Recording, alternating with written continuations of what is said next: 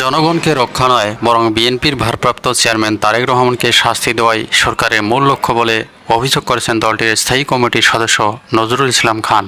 সোমবার জাতীয় প্রেস ক্লাবের সামনে ঢাকা জেলা বিএনপির উদ্যোগে আয়োজিত মানববন্ধনে তিনি এই অভিযোগ করেন।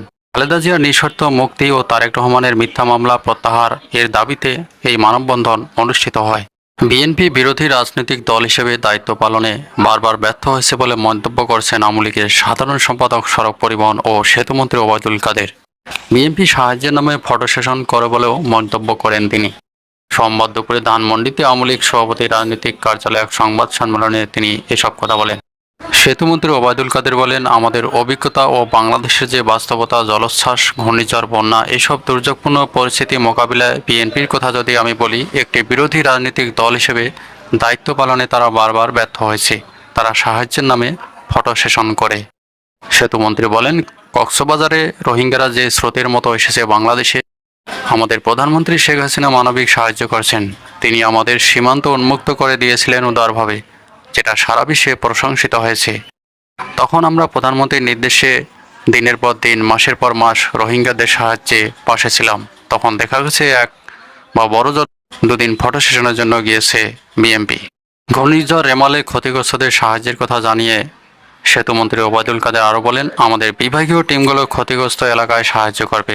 আবহাওয়া উন্নত হলে তারা সেসব এলাকায় যাবেন, ক্ষতিগ্রস্ত মানুষকে সহায়তা করবেন। সেতুমন্ত্রী ওবায়দুল কাদের বলেন, ঘূর্ণিঝড়ে ক্ষতিগ্রস্ত এলাকাগুলো খুব শীঘ্রই পরিদর্শন করতে যাবেন প্রধানমন্ত্রী শেখ হাসিনা। চলমান ষষ্ঠ উপজেলা পরিষদ নির্বাচনের তৃতীয় ধাপের প্রার্থীদের হলফনামা বিশ্লেষণ করে দুর্নীতি বিরোধী আন্তর্জাতিক সংস্থা ট্রান্সপারেন্সি ইন্টারন্যাশনাল বাংলাদেশ জানিয়েছে, এই ধাপে প্রার্থীদের 66% ব্যবসায়ী। এছাড়া এই ধাপে 106 জন কোটিপতি রয়েছে। এর মধ্যে চেয়ারম্যান পদে 90 জন, ভাইস চেয়ারম্যান পদে 11 জন এবং নারী ভাইস চেয়ারম্যান পদে 5 জন আছেন।